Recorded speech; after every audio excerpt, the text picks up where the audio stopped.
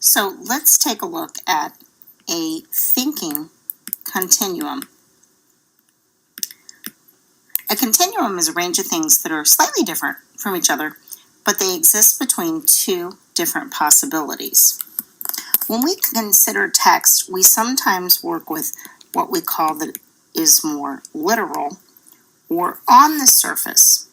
But to be deeper thinkers, we try to move along this continuum to consider what is below the surface.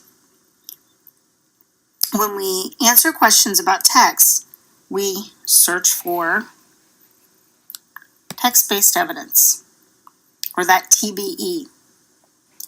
Going below the surface, then, means that we have to use details and our clues to think about an answer. It's the text and the thinking coming together. And this is what helps us infer. When we infer, we're going below what is on the surface of a text.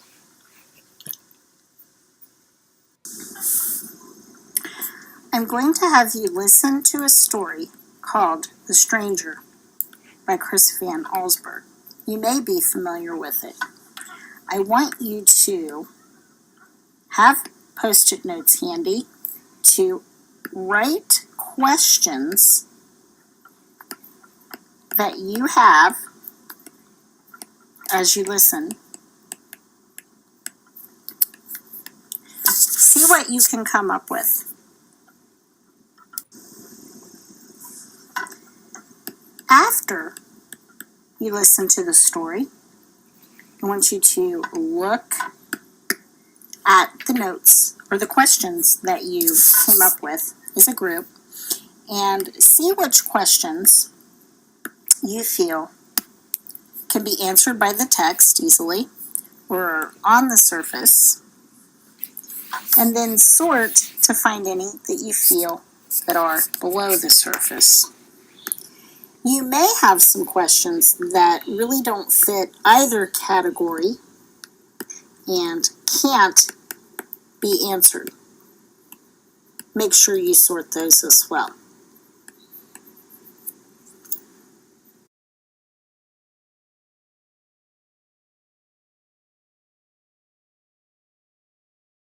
The Stranger, written and illustrated by Chris Van Osburgh.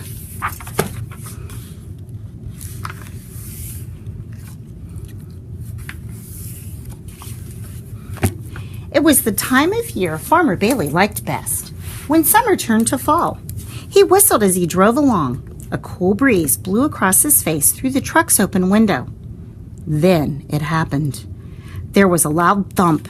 Mr. Bailey jammed on his brakes. "Oh no," he thought. "I've hit a deer." But it wasn't a deer the farmer found lying in the road. It was a man. Mr. Bailey knelt down beside the still figure, fearing the worst. Then suddenly, the man opened his eyes. He looked up with terror and jumped to his feet. He tried to run off, lost his balance, and fell down. He got up again, but this time the farmer took his arm and helped him to the truck. Mr. Bailey drove home. He helped the stranger inside, where Mrs. Bailey made him comfortable on the parlor sofa. Katie, their daughter, peeked into the room. The man on the sofa was dressed in odd, rough leather clothing. She heard her father whisper, "Must be some kind of hermit, sort of fellow who lives alone in the woods."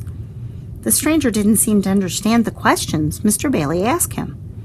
"I don't think," whispered Mrs. Bailey, "he knows how to talk."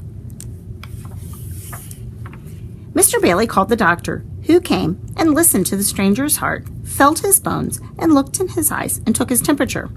He decided the man had lost his memory. There was a bump on the back of his head. "In a few days," the doctor said, "he should remember who he is and where he's from." Mrs. Bailey stopped the doctor as he left the house. He'd forgotten his thermometer. "Oh, you can throw that out," he answered.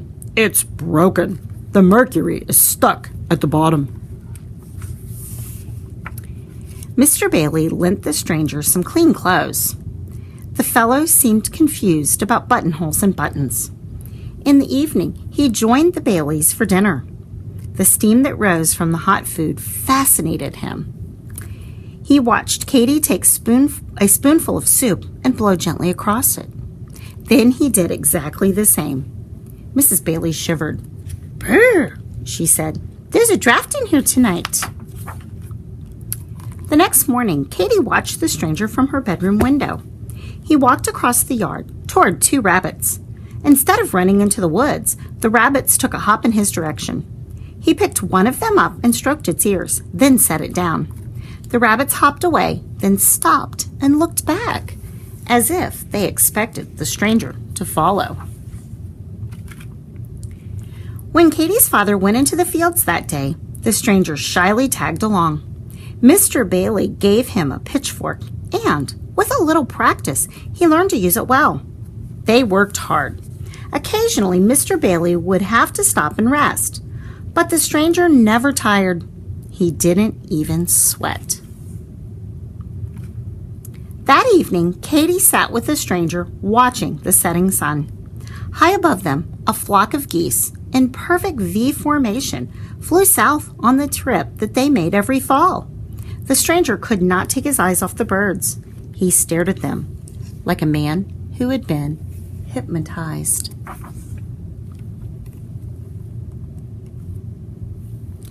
Two weeks passed, and the stranger still could not remember who he was. But the Baileys didn't mind. They liked having the stranger around. He had become one of the family. Day by day, he'd grown less timid. "He seems so happy to be around us," Mr. Bailey said to his wife. "It's hard to believe he's a hermit." Another week passed. Farmer Bailey could not help noticing how peculiar the weather had been. Not long ago, it seemed that autumn was just around the corner, but now it still felt like summer, as if the seasons couldn't change. The warm days made the pumpkins grow larger than ever. The leaves on the trees were as green as they'd been 3 weeks before. One day, the stranger climbed to the highest hill on the Bailey farm. He looked to the north and saw a puzzling sight. The trees in the distance were bright red and orange, but the trees to the south, like those around the Baileys, were nothing but shades of green. They seemed so drab and ugly to the stranger. It would be much better, he thought, if all trees could be red and orange. The stranger's feelings grew stronger the next day. He couldn't look at a tree's green leaves without sensing that something was terribly wrong. The more he thought about it, the more upset he became, until finally he could think of nothing else. He ran to a tree and pulled off a leaf. He held it in a trembling hand and, without thinking, he blew on it with all his might. At dinner that evening, the stranger appeared dressed in his old leather clothes. By the tears in his eyes, the Baileys could tell that their friend had decided to leave. He hugged them all once, then dashed out the door.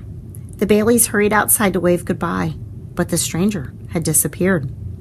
The air had turned cold, and the leaves on the trees were no longer green. Every autumn since the stranger's visit, the same thing happens at the Baileys' farm. The trees that surround it stay green for a week after the trees to the north have turned. Then overnight, they change their color to the brightest of any tree around.